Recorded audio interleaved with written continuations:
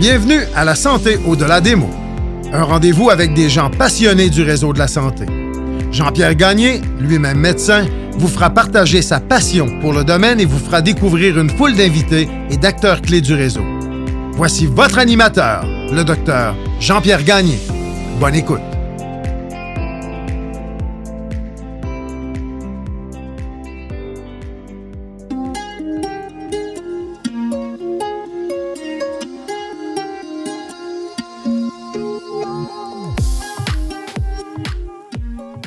Je tiens à remercier les partenaires suivants pour leur support au balado La Santé au-delà des mots.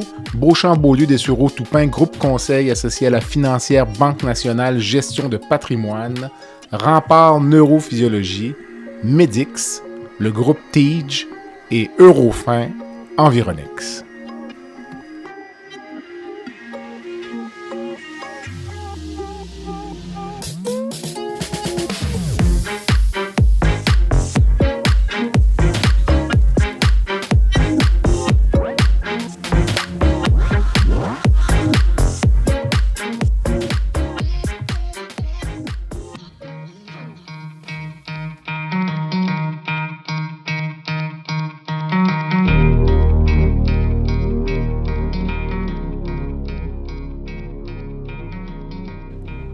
Mars est le mois de la sensibilisation au cancer colorectal.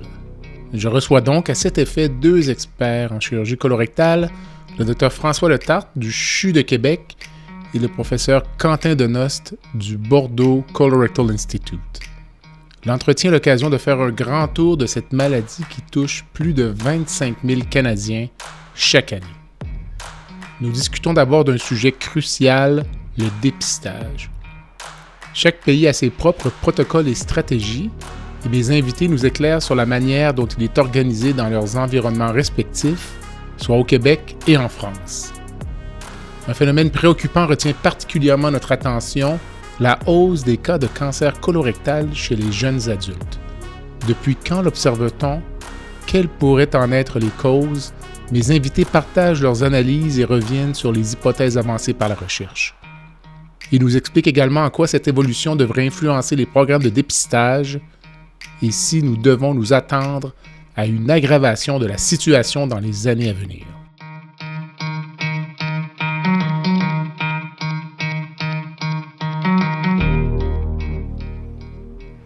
L'épisode se penche aussi sur les avancées thérapeutiques, la radiothérapie, la chimiothérapie et l'immunothérapie transforment la prise en charge des cancers colorectaux.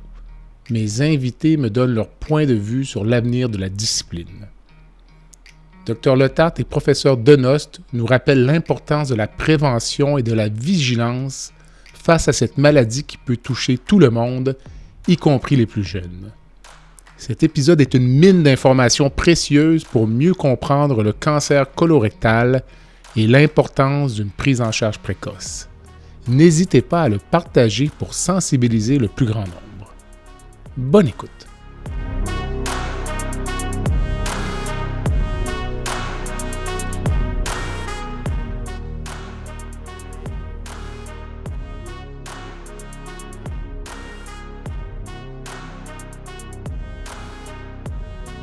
Quentin, bonjour.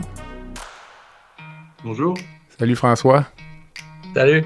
Alors, messieurs, merci de vous prêter à l'exercice du balado La Santé au-delà des mots. Donc, mars étant le mois du cancer colorectal, c'est un bon moment pour discuter de cette condition. Puis on va discuter plus précisément de dépistage et aussi de la hausse des cas de cancer chez les patients jeunes, là, ce qui est presque un phénomène endémique. Vous saurez me le dire dans quelques minutes. J'aime toujours connaître un peu mes invités. Donc, d'abord parce que dans la population, s'il y a une chose qui n'est pas glamour, c'est bien le cancer colorectal. Puis dans la communauté chirurgicale, c'est une des spécialités les plus recherchées. Donc, en commençant peut-être par François, le paradoxe, puis pourquoi la chirurgie colorectale, François? Oui, c'est particulier. Hein?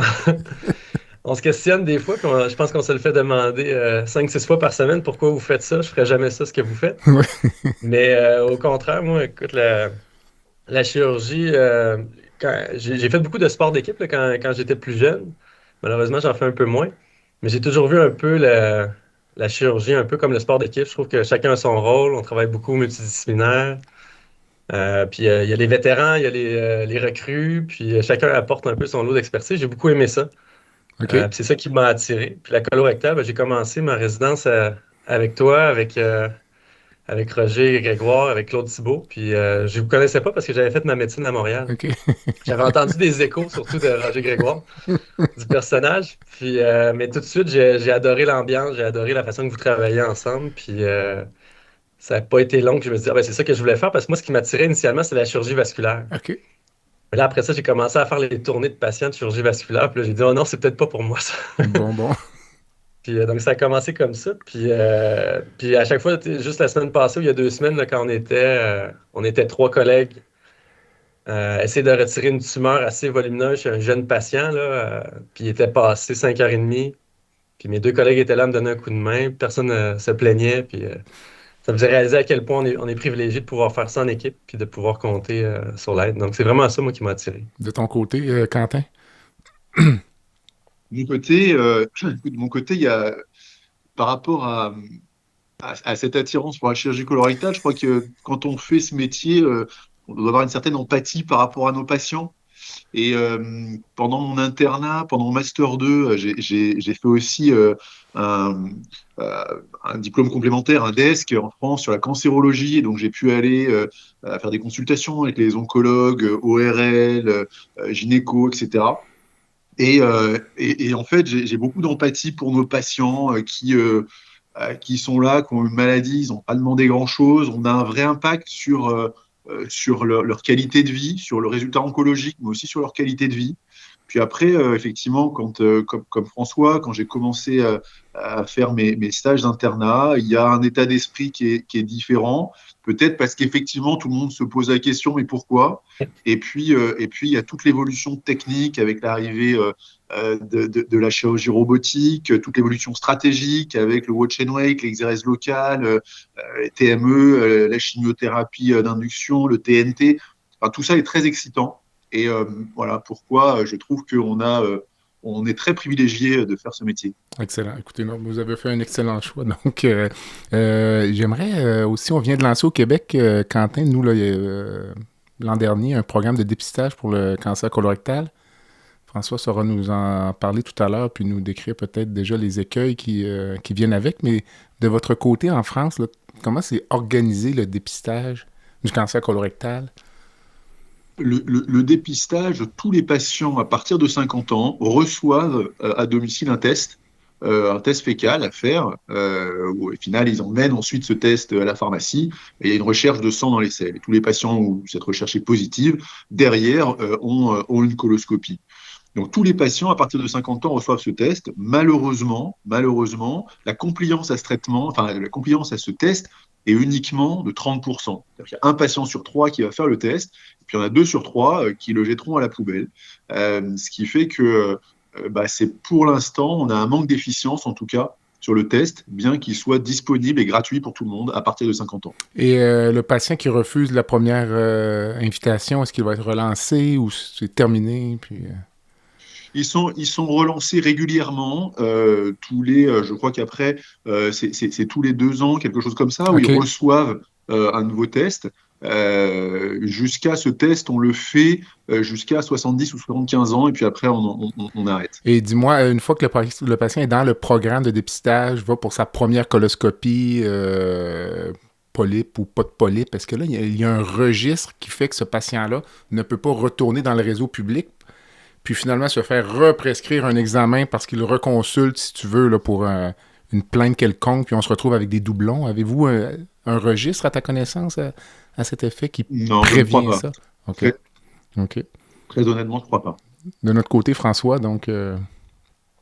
Ben, c'est tout nouveau, là. Avant, il n'y avait rien. Il y avait quelques campagnes de sensibilisation, puis les gens devaient passer par leur médecin de famille pour faire la demande. Si le médecin de famille ne le faisait pas, le test de recherche de sang occulte dans les selles. Puis depuis l'an passé, ben, le gouvernement a fait une annonce sans trop de fanfare, disons, là, pour dire que maintenant c'était possible, sans passer par un médecin, de prendre rendez-vous pour aller justement remplir un questionnaire pour voir s'ils étaient éligibles à faire le test de recherche de sang occulte dans les selles. Donc, il n'y avait rien d'automatique, mais quand même maintenant, si quelqu'un entend parler et veut prendre sa santé digestive en main, ben, il peut aller sur Clic Santé, là, la prise de rendez-vous pour céduler un rendez-vous pour le prélèvement.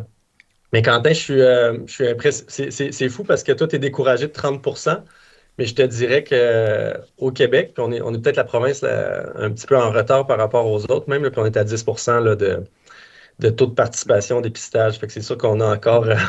On est loin du Ouais. 50% qu'on aimerait, je pense, au minimum.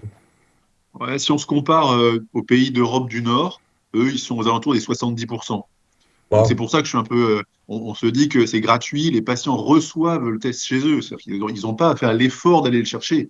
Ils le reçoivent et simplement 1 sur 3 le fait, alors qu'en Europe du Nord, on est sur 2 sur 3. Donc on a encore pas mal de travail à faire. Mais selon Mm. toi, Quentin, c'est un problème d'éducation ou sensibilisation ou... Parce que je fais souvent le C'est un- corollaire avec le cancer du sein. Tu sais, une femme qui a une masse ou un inconfort au niveau du sein, moi je pense que la majorité vont consulter assez rapidement. Puis il est pas, vous saurez me le dire, mais il n'est pas rare qu'on voit des patients qui arrivent en clinique qui ont des rectoragies depuis 1 an ou 2, puis c'est comme si c'était un segment de nez pour eux. Là, tu sais, il y a un problème d'éducation, moi je pense, chronique. Là. Il y a un problème d'éducation, il y a un problème de honte un petit peu aussi. Une femme qui a un cancer du sein, euh, je pense, peut-être que je me trompe, aura peut-être moins de mal socialement à Mhm. l'accepter. Je sais pas, encore je dis ça avec beaucoup de pincettes, hein, parce que ça peut être peut-être mal perçu, mais je Non, non. pense que un cancer du rectum, par exemple, avoir du sang dans les selles, aller en gros faire le test et faire son besoin pour le test et ensuite l'amener à la pharmacie, bah, c'est différent que d'aller faire une mammographie, même si c'est très inconfortable. Voilà, je pense qu'il y a encore un tabou sur le cancer colorectal et c'est ce qui freine et c'est pour ça qu'on plafonne à 30% aujourd'hui, je pense, de compliance à ce test de dépistage. Donc peut-être que l'exercice d'aujourd'hui va permettre d'augmenter ce pourcentage. Espérons-le.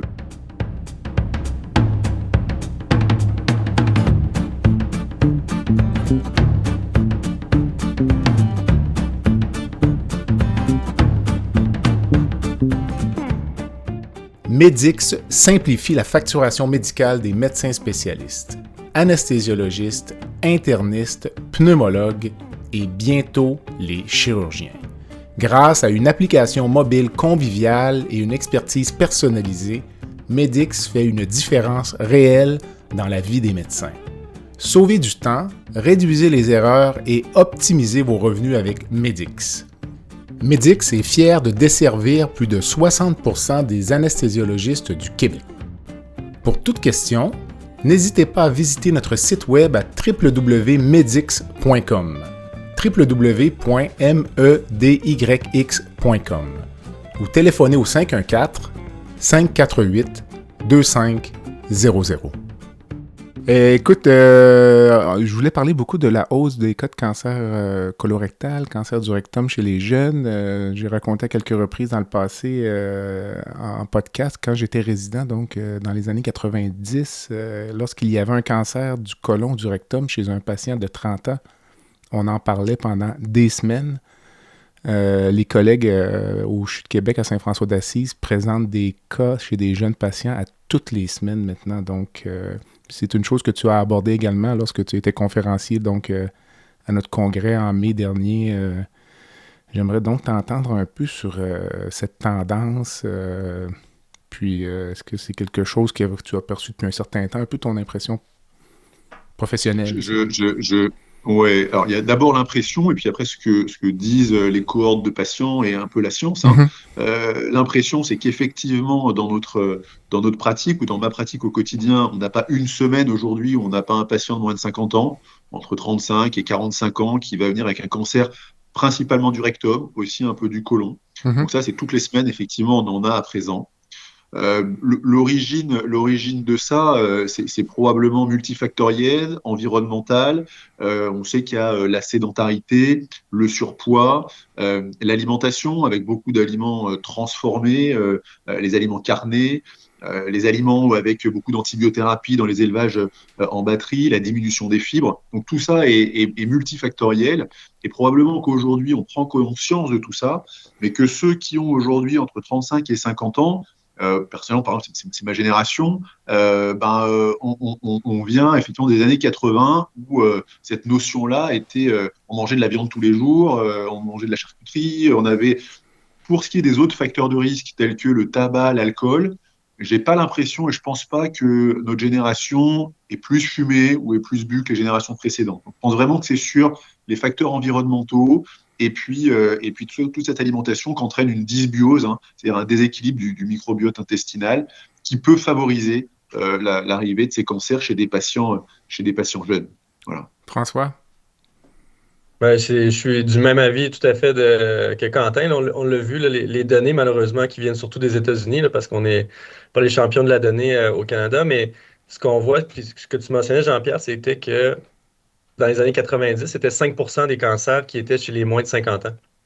Puis là, actuellement, on est autour de 20% chez les moins de 50 ans. Donc, c'est une montée, là, c'est environ 2 à 3% par année d'augmentation dans ce groupe d'âge-là. Puis ça comprend les gens dans la vingtaine, la trentaine, la quarantaine surtout. Et puis donc, on prévoit, là, aux États-Unis, ce qu'ils ont prévu, c'est que 30% des cancers allaient être chez les moins de 50 ans. Puis c'est fou parce qu'on a quand même ces données-là pour démontrer ça. Puis actuellement, tu as un cancer sur 5 qui est chez les moins de 50 ans, mais on ne considère même pas encore abaisser l'âge du dépistage, ce qui est complètement aberrant. Il y a certains pays aux États-Unis qui l'ont baissé à 45. En Europe, je sais qu'il y a certains pays aussi qui l'ont abaissé. Je ne sais pas en France, ça ressemble à quoi. Mais avec un test peu coûteux, peu invasif, comme le FIT test, la recherche de sang occulte dans les selles, pourquoi on ne met pas ça à 40 ans? On n'aura pas un taux de participation si élevé. On ne va pas envahir les plages d'endoscopie, mais d'être capable de diagnostiquer un polype précancéreux chez un jeune de 40 ans, c'est un succès là, de la médecine assez incroyable. Et comme tu le dis, Jean-Pierre, ce qui est dégueulasse, c'est pas de passer. Ça m'a marqué quand tu as dit ça, là, ce qui est dégueulasse ou dégoûtant, c'est pas de passer une coloscopie, mais c'est plutôt de dire annoncer à quelqu'un à 30 ans, 40 ans qui ont un cancer colorectal. Là, moi, c'est un non-sens pour moi, mais puis pour ce qui est de la cause de ça, c'est encore à déterminer, mais clairement, c'est un rôle sur le microbiote. Je pense que c'est un peu comme les maladies inflammatoires. Des gens qui sont peut-être un peu à risque de développer un cancer colorectal, qui sont exposés à plusieurs facteurs. Mais on entend souvent parler de la sédentarité, de l'obésité, tout ça qui sera en lien. Clairement, ça doit avoir un rôle. Mais moi, ce qui m'a marqué, c'est que chez les jeunes qui ont des cancers, surtout du rectum, en très bas âge, c'est souvent des jeunes en forme, qui font attention, qui ne font pas d'excès, non fumants, pas obèses. Moi, c'est ce que j'ai vu. Je n'ai pas encore les données pour le prouver, mais on s'attend à voir quelqu'un là, qui pèse 250 livres, qui ne bouge pas, puis qui boit seulement des boissons sucrées toute la journée. Mais ce n'est pas ce que j'ai rencontré. Je suis curieux de savoir si Quentin, c'est un peu la même chose aussi. Oui, on est d'accord qu'on a des patients derniers qui faisaient des triathlons. Donc, effectivement, mais malgré tout, on a l'impression dans les études que la sédentarité et le surpoids jouent. Mais je suis d'accord avec toi qu'on a des patients qui ont 40 ans et qui sont en super forme, très sportifs et qui, malgré tout, vont développer ce cancer. Et c'est vrai que c'est surtout, d'ailleurs, plus le cancer du rectum que le cancer du côlon qui est touché par le rajeunissement de la population. Ce qui est assez étrange, et je ne sais pas si on a encore, en tout cas, je n'ai pas trouvé de données dans la littérature sur pourquoi cette différence dans le rajeunissement de nos patients entre le côlon et le rectum. Je ne sais pas si vous avez ces données. Je ne sais pas de ton côté, François. Ou... Ben, on en voit quand même pas mal de cancers. Mais ce qu'on voit surtout, c'est les patients avec les mutations là, Lynch, cancer du côlon, alors que le cancer du rectum, c'est sporadique. C'est très, très... Oui, c'est sporadique, c'est très, très rare. Je pense qu'on n'a peut-être pas encore trouvé la mutation associée avec cette prédisposition-là. C'est mon impression, parce que c'est très rare. Je ne sais pas si Quentin était d'accord aussi, si l'instabilité microsatellitaire est présente dans ces cancers du rectum-là chez les jeunes. Nous, je pense que c'est moins de 5% là, de ces cancers-là. Oui, c'est ça. C'est sur les cancers du rectum, on est entre 3 et 5%. On est plus aux alentours des 15% sur les cancers du côlon. Donc, effectivement, il y a là aussi une différence sur la répartition de la localisation du cancer. Le podcast La santé au-delà des mots est une présentation du groupe conseil Beauchamp, Beaulieu, Dessureau, Toupin de la financière Banque nationale Gestion de patrimoine. Comme nous croyons que la santé financière fait partie de la santé globale, nous sommes heureux de nous joindre au Dr Jean-Pierre Gagné pour vous souhaiter une bonne saison de La santé au-delà des mots.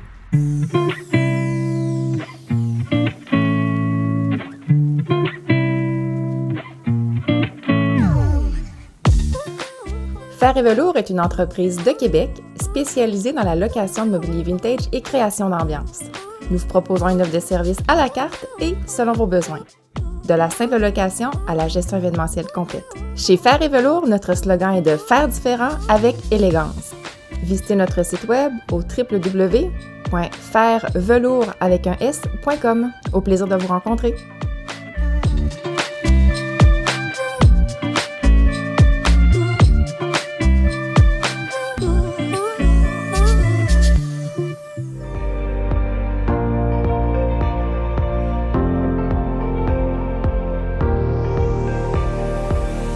Vous avez des commentaires ou un sujet à nous proposer ou même faire partie de nos invités, visitez le site web de notre balado à www.baladosanté.ca ou sur notre page Facebook de la santé au-delà des mots.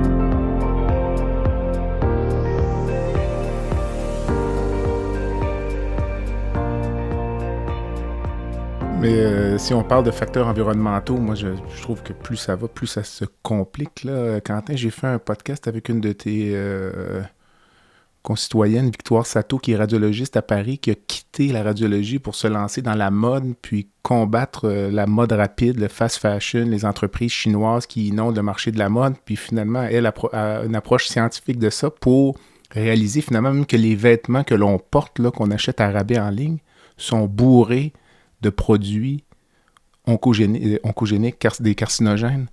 Puis ensuite, on parle de saine alimentation, mais encore une fois, les légumes, je veux dire, je veux pas être conspirationniste, surtout que Robert Kennedy Jr. passait en audience hier pour être nommé secrétaire à la santé, mais encore là, il y a les pesticides sur les aliments, je veux dire, puis finalement, à force de parler avec un paquet d'invités, je réalise que les facteurs de risque dont on parle, je parlais avec Dr Nasreddine, neurologue à Montréal, il y a quelques semaines, on tombe à peu près dans les mêmes facteurs de risque pour la maladie d'Alzheimer. Tout se rejoint, puis c'est difficile, je trouve, de faire la part des choses. On parle de la viande rouge qu'on a mangée il y a 30 ans, ou il y a 20 ans dans ton cas. Là, dans 20 ans, de quoi on va parler de ce qu'on a... Tu comprends? C'est difficile, je trouve, d'agir maintenant pour prévenir une maladie plus tard. Hein, donc, je sais pas ce que... Oui, c'est vrai que c'est difficile. Et c'est vrai que nous, en tant qu'en plus, alors, c'est... Pour nous, très honnêtement, en tant que chirurgien, bien sûr qu'on est un peu en bout de chaîne au final. Tout à fait. Le dépistage, ce qu'on souhaite, c'est bien sûr communiquer dessus, et c'est ce qu'on fait via l'exercice que tu nous demandes de faire aujourd'hui, oui. Pour sensibiliser les citoyens, parce qu'en bout de chaîne, c'est nous qui verrons si jamais effectivement ils arrivent au stade de cancer avec les traitements qu'il y aura avant, etc. Et donc c'est vrai que nous, ce qu'on veut aujourd'hui, c'est faire cette sensibilisation. Après, tu as une question... Nos réponses, elles sont un peu comme tout bon concitoyen, c'est de dire, bah oui, on sait aujourd'hui pourquoi, et c'était il y a 10, 15, 20 ans, et de quoi sera fait demain, et de quoi parlera-t-on sur les gens les plus jeunes d'aujourd'hui qui développeront le cancer plus tard. C'est vrai que on peut se poser des questions, et encore une fois, c'est notre faculté à changer notre environnement qui probablement influe sur de nombreuses maladies, que ce soit le cancer ou d'autres. Donc, messieurs, si vous deviez établir un consensus aujourd'hui donc sur l'âge approprié pour débuter le cancer colorectal, diriez-vous 40, 45 ou... j'ai l'impression qu'on va avoir 10 ans de recul, François, moi, dans mon cas. Là, Moi, c'est appuyer sur ce qu'on voit, sur ce qu'on vit tous les jours, puis avec les données qui émergent, j'irais avec 40 ans, surtout parce qu'on a accès à un test peu coûteux, encore une fois, qui est peu invasif. Le problème, nous, puis je suis curieux d'entendre c'est quoi la situation en France, c'est l'accès à l'endoscopie. Là, on manque un peu de ressources humaines, matérielles. Si 100% des gens qui étaient candidats au dépistage se présentaient, on aurait un problème. Là, on a déjà des délais avec 10% des gens qui se présentent au dépistage. Alors, Quentin, je ne sais pas comment la situation est en France. Je sais qu'en Corée du Sud, qui sont des exemples du dépistage, eux, ils ne font pas de fit test parce qu'ils ont tellement accès à l'endoscopie, c'est que tout le monde est envoyé, puis 50% de la population dépistable participe au programme, puis vont directement en coloscopie. Donc, en France, je ne sais pas c'est quoi la situation. Alors, pour répondre à ta question directement, et puis après revenir sur celle de Jean-Pierre, l'accès à l'endoscopie varie énormément d'une région à l'autre en France, puisqu'il y a des régions qu'on dit déserts médicaux pour la médecine générale, mais c'est un peu la même chose pour les gastro-entérologues, c'est-à-dire qu'à 50 ou 100 km d'écart, tu peux avoir pléthore de cabinets de gastro-entérologie pour faire des endoscopies, et puis à 50 ou 100 km, en gros, dans la campagne, là, ça va être beaucoup plus compliqué. Donc, c'est très variable. Il peut y avoir jusqu'à 6 mois d'attente, comme ça peut être fait dans le mois, dans des endroits plus fournis. Donc ça, c'est la première réponse. Et donc, on a un niveau d'accès qui est assez inégal, je pense, sur le territoire français. Ensuite, pour répondre à ta question, Jean-Pierre, sur quel est l'âge idéal, c'est toujours la même chose. C'est-à-dire quand on parle de dépistage de masse, puisque c'est de ça dont on parle, il y a toujours le ratio bénéfice médical et coût du dépistage. Je suis d'accord que ce n'est pas un coût très important. Donc, je dirais un peu comme ils font déjà aux États-Unis, c'est-à-dire au moins 45 ans. C'est-à-dire que le descendre à 45 ans, ça semble aujourd'hui une nécessité. Et 40 ans, après, c'est une vraie question là, de coût-bénéfice, dont je serais bien incapable de donner la réponse aujourd'hui. Mais 45 ans minimum, et pourquoi pas 40 ans à discuter en fonction de ce ratio-là. Sans être alarmiste, là, donc si on se projette dans le futur, est-ce que le cancer colorectal pourrait être un peu ce que le diabète de type 1 est devenu, là? Pourriez-vous envisager, là, dans les pires scénarios, que la maladie ou le cancer colorectal devienne une maladie du jeune adulte ou à la limite de l'adolescent, là, dans un horizon de 20 ou 30 ans? Je ne sais pas, en commençant peut-être par François. Là, donc, C'est une bonne question. Je ne pense pas qu'on va atteindre les niveaux du diabète, là. Je ne pense pas que c'est un problème de santé publique à ce niveau-là. L'avantage, par exemple, c'est que ce n'est pas une maladie chronique. Hein. C'est justement, puis on peut abaisser l'âge du dépistage, mais ce qui est important, je pense, c'est que les gens consultent dès qu'ils ont des symptômes, puis qu'il n'y ait pas ce tabou-là d'en parler. Parce que surtout, c'est un problème qu'on peut régler facilement, qu'on peut prévenir là, avant qu'il y ait des symptômes. Donc, non, je pense que ça va continuer à augmenter, mais j'imagine qu'éventuellement, ça va stagner un petit peu quand même. Quentin? Je pense que, est-ce qu'on peut déjà, si on sait que, et c'est effectivement les prévisions, que d'ici 2030, on aura entre 25 et 30% des cancers du rectum qui auront moins de 50 ans, est-ce qu'on ne peut pas considérer déjà que c'est en partie une maladie de l'adulte jeune quand on a un tiers des patients qui ont moins de 50 ans? Tout à fait. Ça, c'est une première forme de réponse, hein, un peu indirecte, mais malgré tout. Maladie de l'adolescent, je ne pense pas, hormis les formes ou du très jeune adulte, hormis les formes familiales comme la PAF par exemple, mais on sort du registre du cas sporadique. Mais sur le cas sporadique, effectivement, est-ce qu'on ne peut pas déjà dire que c'est une problématique de l'adulte jeune, moins de 50 ans?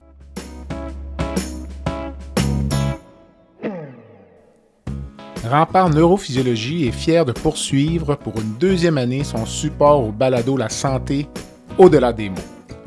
Rempart Neurophysiologie est une entreprise spécialisée dans l'octroi de services neurologiques tels que le monitorage neurophysiologique péropératoire. Plusieurs chirurgies comportent des risques de complications neurologiques graves, mais avec Rempart, ces complications sont réduites à moins de 1%. Rempart est votre ange gardien en salle d'opération.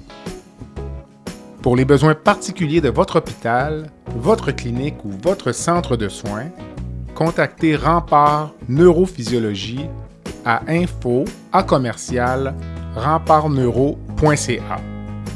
C'est à info@rempartneuro.ca.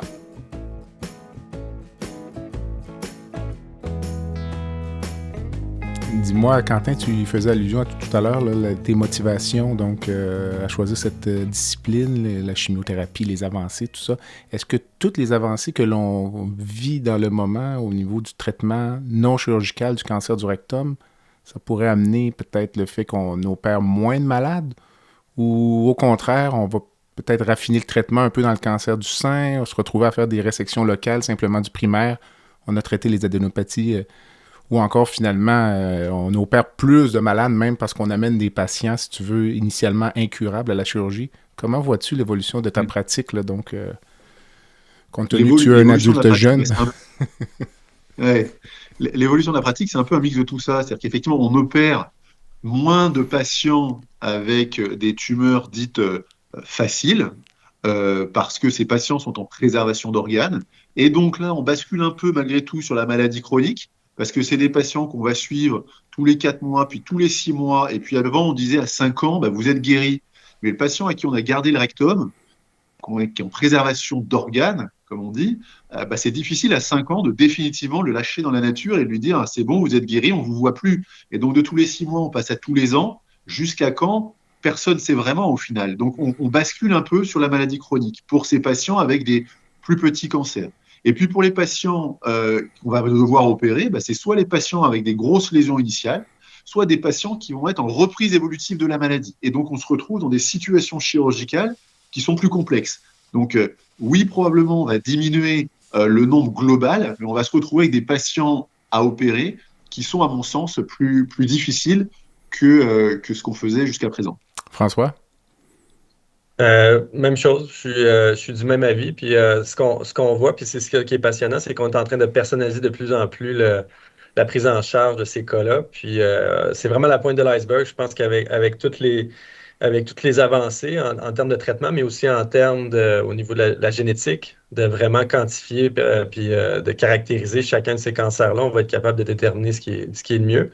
Puis un peu, c'est drôle que tu en parles parce que je trouve vraiment qu'on est en train de suivre un peu la parallèle du cancer du sein où on est passé d'une mastectomie radicale à maintenant, on ferait presque plus d'évidement axillaire. Mais je pense que dans le cancer colorectal, c'est vraiment la préservation d'organes qui ressort.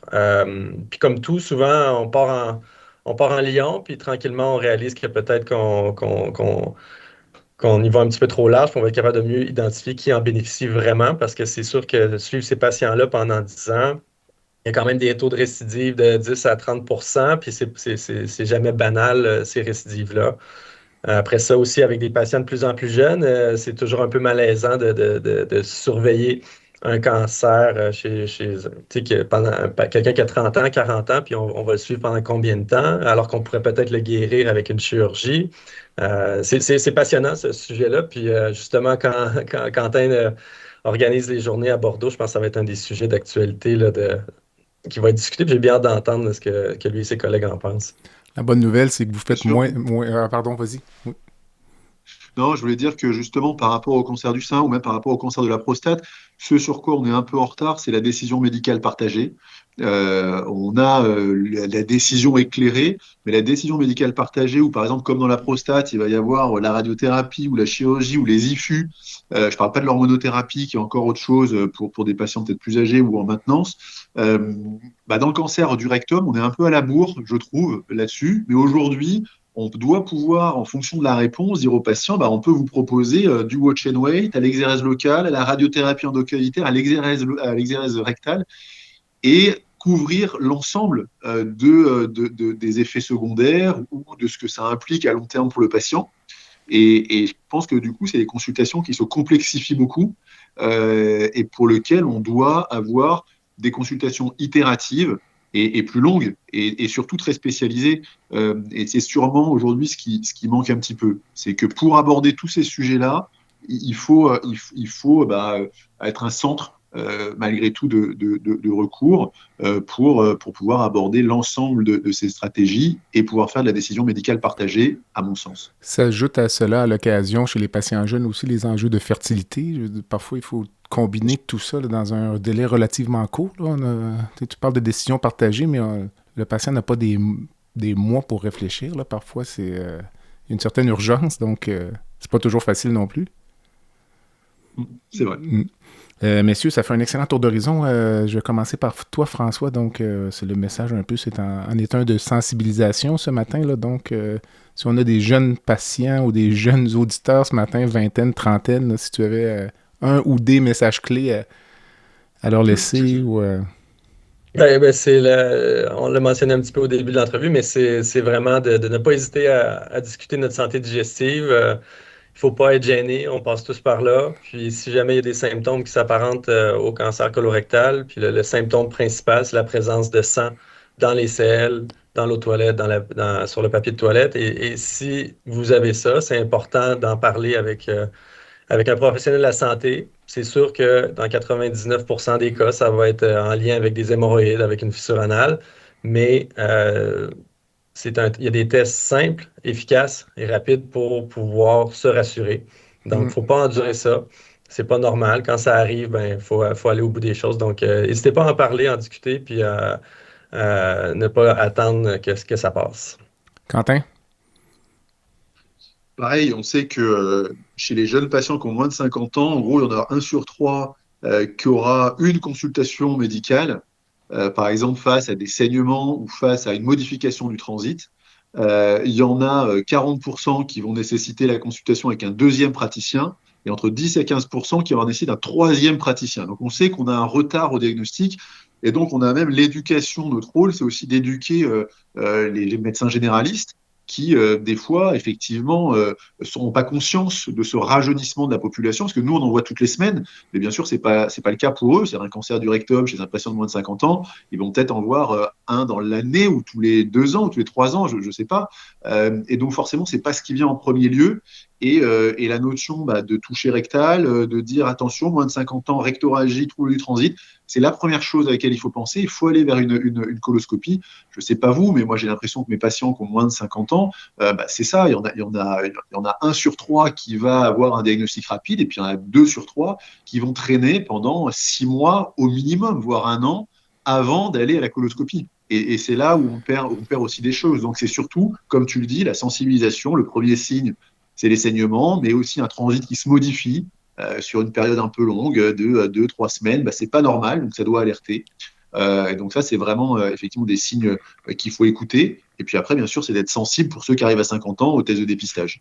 C'était moi mon message clé, parce que je m'en permets un, c'est que si les gens consultent leur médecin de famille sans rendez-vous ou autre pour une plainte anorectale et qu'ils sortent de cette consultation sans examen anorectal ou sans toucher rectal, la consultation est incomplète.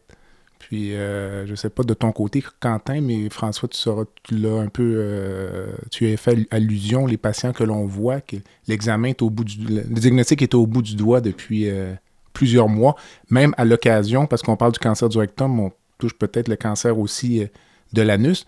Le diagnostic était même visible, donc je ne sais pas, François, ton opinion par rapport à ça, donc. On le voit toutes les semaines, là, l'histoire de patients les chanceux qui ont des médecins de famille, qui ont rencontré un médecin de famille, puis ça doit être vos hémorroïdes, puis justement, il y a eu peut-être un examen incomplet. Puis même quand il est fait, des fois, le toucher rectal, les gens sont mal à l'aise, autant le patient que le médecin. Alors, tu as un examen probablement qui n'a pas été fait de façon adéquate. Fait que, en effet, je trouve que c'est un excellent point que tu apportes, Jean-Pierre, puis Quentin l'a mentionné aussi, c'est de sensibiliser autant la population que les professionnels de la santé à s'impliquer là-dedans et à être au courant. Puis une des choses, je pense, c'est le dépistage, c'est peut-être aussi, les omnipraticiens ont tellement de choses à savoir, d'être à jour dans le dépistage de chacun de ces cancers-là ou de ces maladies-là. C'est possible avec la technologie maintenant, des moyens de communication qu'on a, d'automatiser tout ça. Là. C'est vraiment, face à un questionnaire, on devrait être capable de diriger le patient vers le bon endroit, puis selon les lignes directrices établies. Là. Tout à fait, tout à fait. Écoutez, messieurs, ça fait un excellent tour d'horizon. Quentin, tu connais peut-être un peu moins la formule du balado, mais il y a une petite baguette magique à la fin, donc on atterrit ça plus tranquillement. J'ai hâte de t'entendre, donc d'abord, de ton côté, si tu pouvais changer une chose dans ton système de santé français, par magie, là, tout est ouvert, il n'y a aucune limite. Je veux dire, dans le système de santé en lien avec le cancer du rectum ou n'importe quoi. Overall. Ah oui, c'est exactement, tout est ouvert. Mais je changerais presque tout, Jean-Pierre, c'est ça le problème. Si je devais dire qu'est-ce que je changerais, on a un système bureaucratique qui éloigne les gens des décisions. On a 35% des gens à l'hôpital qui ne sont pas en lien avec le patient et on a une perte d'efficience. Voilà, donc je changerais ça. Voilà, okay. D'être plus proche, des décisions plus rapides, une optimisation de notre circuit et des financements, parce qu'on a un système de santé qui est un peu à bout de souffle, malheureusement. Écoute, tu nous rejoins certainement, François. Oui, je suis content d'entendre ça. J'avais l'impression que c'était mieux en France. Désolé. Mais je suis du même avis, moi, que Quentin. C'est sûr que, tu sais, Jean-Pierre, on en parle souvent, on changerait beaucoup de choses. Il y a beaucoup de choses qui sont géniales. Là. On est quand même chanceux d'avoir accès à un système de santé. Il faut juste, c'est l'accès qui est difficile. Mais une chose que je changerais, là, surtout en ce moment, c'est peut-être un peu plus de gens sur le terrain, puis peut-être un petit peu moins de réunions Teams, plus de rencontres en personne, peut-être aussi, et les limiter. Et renvoyer des gens sur le terrain, c'est ça qu'on a besoin, c'est ça que les patients ont besoin, là, des gens d'action. Et c'est bien ça. François, ta rencontre de rêve, disons, vivante ou décédée? J'essayais d'y penser. Là, je te dirais probablement qu'à chaque jour, ça change. Il y a tellement de gens que j'aimerais rencontrer, les entendre. Mais actuellement, je n'irais pas ça une heure ou deux à discuter avec Donald Trump pour essayer de comprendre qu'est-ce qui se passe dans sa tête. Puis si je pouvais lui poser des questions puis qu'il me réponde franchement, c'est pour savoir c'est quoi ses motivations et tout ça, ça serait assez fascinant. Tout à fait. Donc, j'irai avec ça aujourd'hui. Quentin? Écoute, c'est une question assez difficile parce qu'on ne nous pose jamais cette question dans le monde chirurgical. Tout à Donc, fait. c'est une question un peu vache. Et donc, pareil, comme François, je dirais deux personnalités pour regarder une femme et un homme qui sont complètement en dehors du monde chirurgical. Et je dirais Simone Veil et Nelson Mandela. C'est parce qu'on est dans une partie de notre histoire où le monde est un peu bipolaire. Ça doit être soit tout blanc, soit tout noir. On voit que dans le cancer du rectum, des fois, il y a des zones grises quand même, pour faire un parallèle. Et puis, dans le monde de la santé, on a, en tout cas en France, je ne sais pas comment c'est chez vous, mais de plus en plus de start-up. Et on évalue la qualité d'une start-up aux millions que le start-upper va lever, indépendamment de l'intérêt commun et de ce que ça peut apporter. Et donc, ces deux personnes-là, de par leur résilience, leur histoire, leur sens du pardon, leur leadership, j'aimerais les écouter pour voir ce qu'ils pensent aujourd'hui de notre société et quelles orientations ils pourraient nous donner, à la fois sur la société au sens large, mais aussi sur notre monde médical. C'est intéressant parce que j'entendais cette semaine, Simone Veil refait un peu l'actualité là, dans le cadre des 80e anniversaire de la libération d'Auschwitz, donc... Je l'entendais à la radio cette semaine. Messieurs, écoutez, ça a fait un excellent tour d'horizon donc pour discuter du cancer colorectal, qui n'est pas la maladie la plus glamour sur la planète, mais dont on doit parler de plus en plus, puis démocratiser, entre guillemets, cette maladie, souhaiter en diminuer l'incidence, puis certainement que les gens apprennent à consulter, puis à s'impliquer. Donc, je vous remercie énormément. Je vous laisse... retournez à vos activités. Je vous souhaite un bon week-end. François commence sa journée. Toi, Quentin, je ne sais pas, c'est peut-être l'heure de l'apéro bientôt. Moi, je suis à l'heure du café. OK, excellent. Alors, merci encore, puis au plaisir d'une prochaine rencontre. Merci pour l'invitation, Jean-Pierre. Merci. Au revoir. Quentin, à bientôt. Voilà ce qui complète le balado de cette semaine. Merci d'avoir été à l'écoute. Et le Dr Jean-Pierre Gagné vous donne rendez-vous la semaine prochaine pour un autre épisode, La santé au-delà des mots.